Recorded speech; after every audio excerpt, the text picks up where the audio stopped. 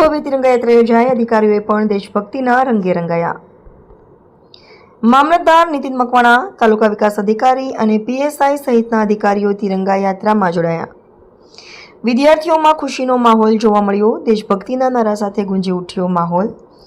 સાગબારામાં સ્વાતંત્ર્ય દિવસની ઉજવણીને લઈ સમગ્ર દેશમાં દેશભક્તિનો માહોલ જોવા મળી રહ્યો છે, ત્યારે નર્મદા જિલ્લાના સાગબારા ખાતે પણ રાષ્ટ્રપ્રેમ અને દેશભક્તિની ભાવનાને ઉજાગર કરતી તિરંગા યાત્રાનું આયોજન કરવામાં આવ્યું હતું। હાથમાં તિરંગો લઈને મોટી સંખ્યામાં લોકો યાત્રામાં જોડાયા હતા અને સમગ્ર વાતાવરણ દેશભક્તિના નારા તથા રાષ્ટ્રગીતોથી ગુંજી ઉઠ્યું હતું। તિરંગા યાત્રામાં સાગબારા તાલુકાના વહીવટીતંત્ર અને પોલીસ વિભાગના અધિકારીઓએ પણ ઉત્સાહપૂર્વક ભાગ લીધો હતો।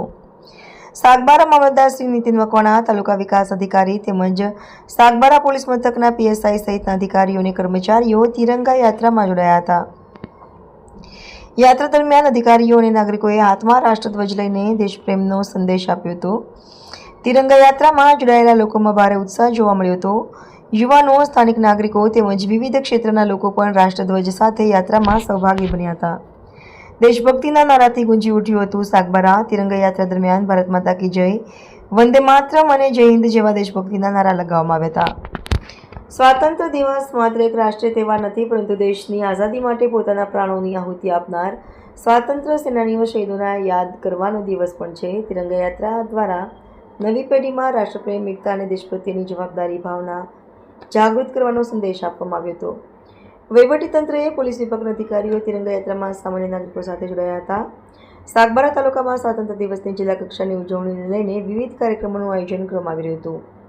તિરંગા યાત્રા દરમિયાન ભારતની એકતા, અખંડિતતા અને રાષ્ટ્રપ્રેમનો સંદેશ આપવામાં આવ્યો હતો। સાગબારા ખાતે યોજાયેલી આ તિરંગા યાત્રા દરમિયાન સમગ્ર માર્ગ પર રાષ્ટ્રધ્વજ સાથે લોકોની હાજરી અને દેશભક્તિના નારાઓથી ઉત્સવ જેવો માહોલ સર્જાયો હતો। સ્વાતંત્ર્ય પર્વને લઈને સાગબારા તાલુકામાં ભારે રોષ, ઉત્સાહ જોવા મળી રહ્યો છે। રિપોર્ટર નાયક પંકજ, સાગબારા।